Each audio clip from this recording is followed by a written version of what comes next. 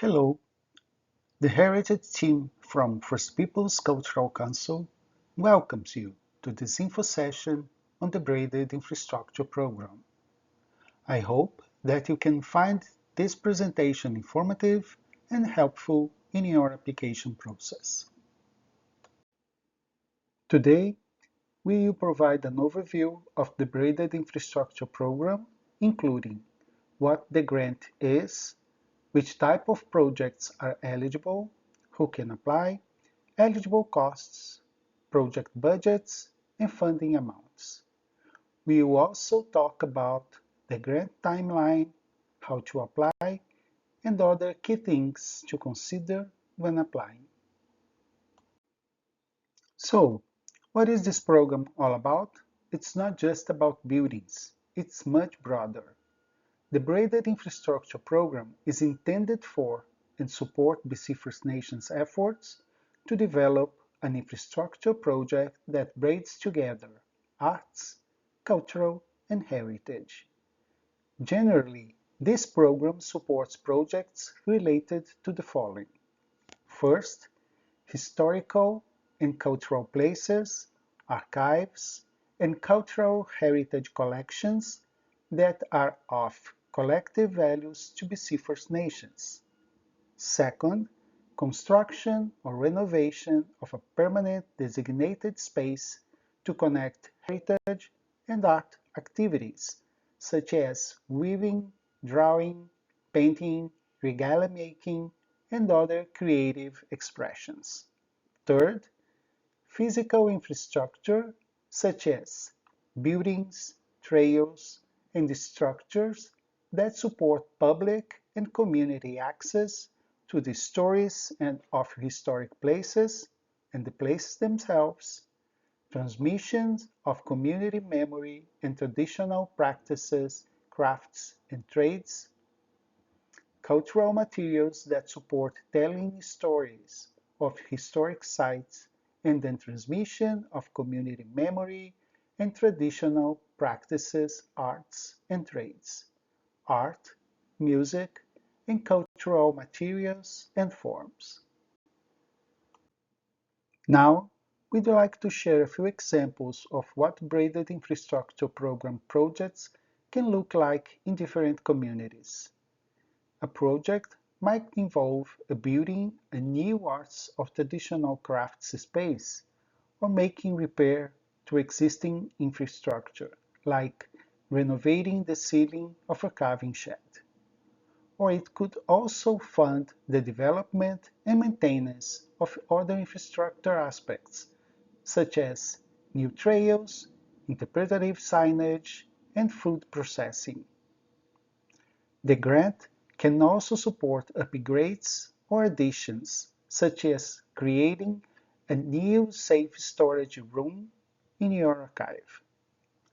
As you can see, these categories are quite flexible. What's most important is that your application clearly shows the connections between your indigenous cultural heritage and arts and the infrastructure projects you are proposing. Who can apply?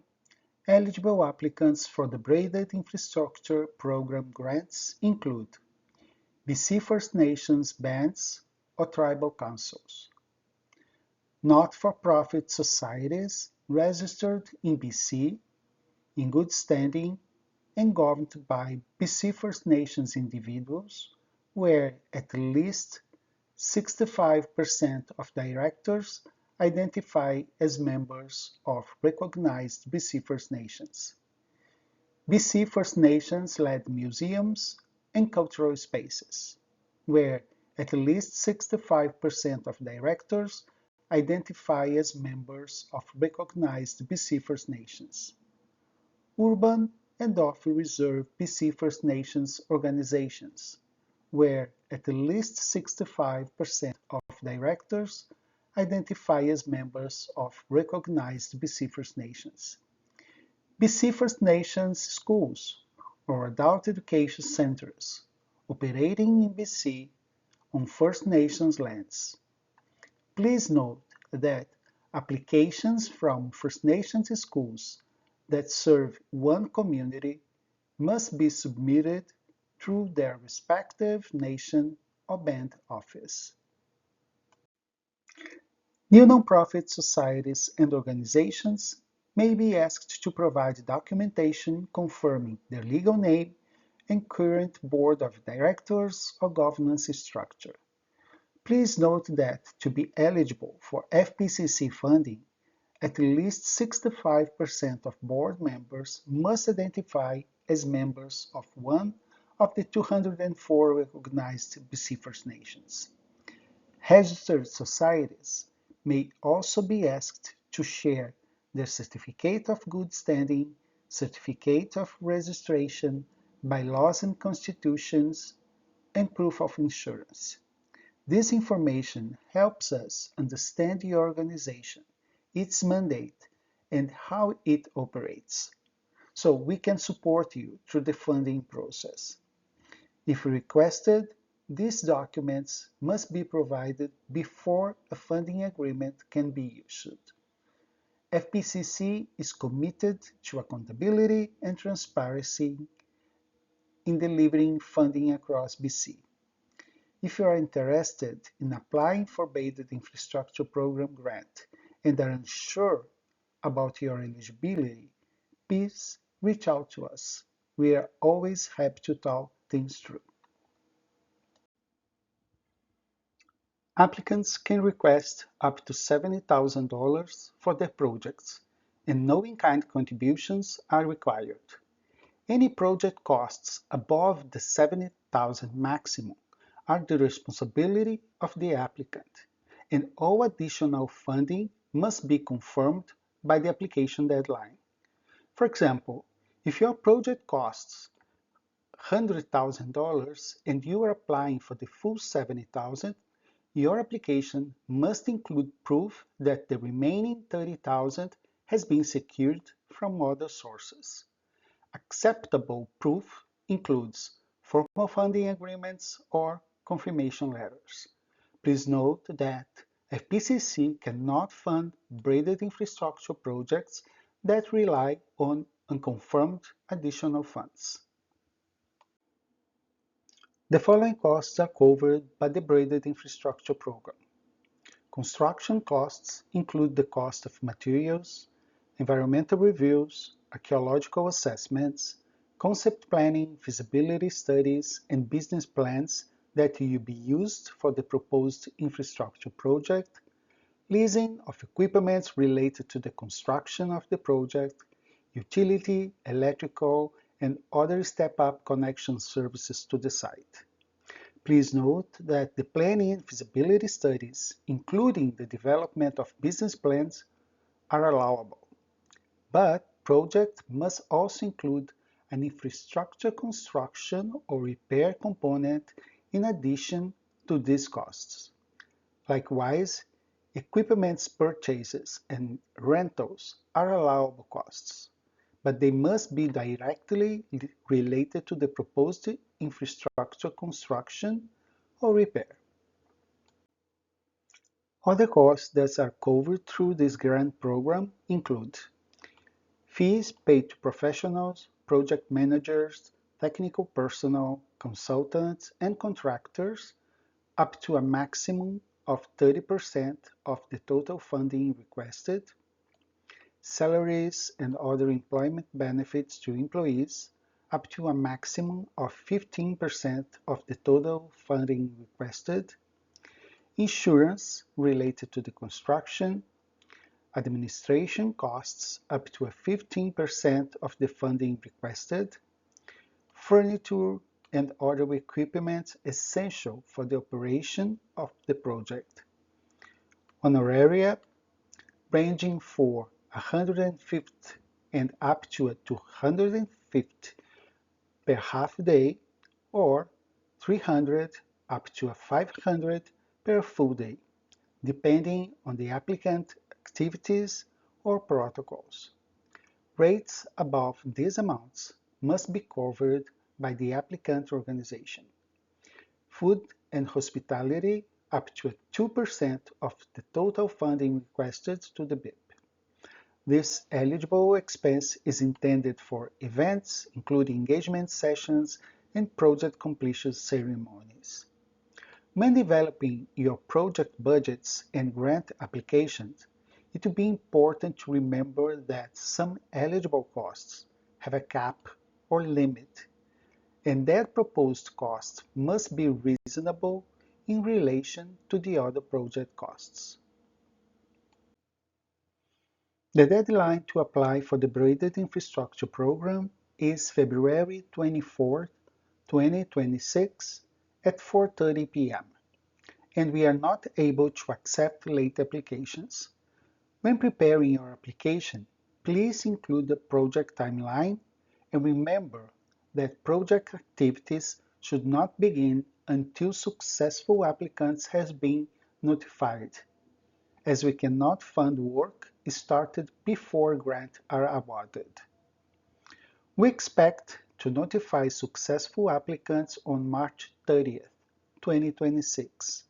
For those who receive funding, an interim report is due by September 14, 2026, and the final report is due by March 8, 2027, upon the project completion. Grant payments are tied to these milestones. The first installment is released once your application is approved and you sign the funding agreement. The second, after your interim report is submitted and accepted, and the final installment after your project is complete and the final report has been approved. Now, we like to share a few important considerations to keep in mind as you prepare your application. These tips come from FPCC's experience reviewing past submissions for the Braided Infrastructure Program. When describing your organization's background and mandate, be clear about your connection to Indigenous cultural heritage. This is at the heart of the grant. Keep your project description clear and concise. Short, well-focused descriptions help the jury understand your project quickly and effectively. A detailed work plan is essential. Highlight your key activities and ensure your timeline fits within the BIP funding period. The application package includes a worksheet to guide you through the listing activities and anticipated completion dates. If you follow the instruction on this worksheet, your project's work plan will be clearly presented. A balanced project budget is also important. We know budgeting can be challenging, so we've included a sample budget in the guidelines. Please review it before completing your own. The jury will also consider applicants' previous experience with infrastructure projects. This is relevant because the jury will want to select projects that are most likely to be successful, and knowing you have experience with other projects is a factor of success. If you have limited experience, think about involving contractors or partners with relevant skills to strengthen your proposal. The jury will also look at whether this is a project that is supported by the community. To demonstrate this, we ask you for two letters of support. One demonstrating governance approval from within your organization, and the second indicating support from the community. All letters of support must be dated and signed. Finally, the jury will look at your ability to identify and manage risks. Be sure to describe how you plan to handle unexpected challenges and keep your project on track. These considerations will help you present a strong, thoughtful application that reflects your community's goals and readiness.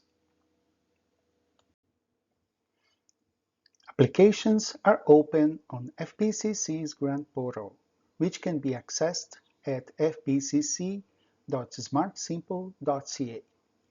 You will need to create an account to apply. If you need support with your application, please reach out to us via email at bip@fpcc.ca or call 672-910-4013. Keep in mind we are here to help you with your application, but the final decisions are made by a peer review committee. Thank you for your interest in applying to the Braided Infrastructure Grant, and thank you for watching this presentation.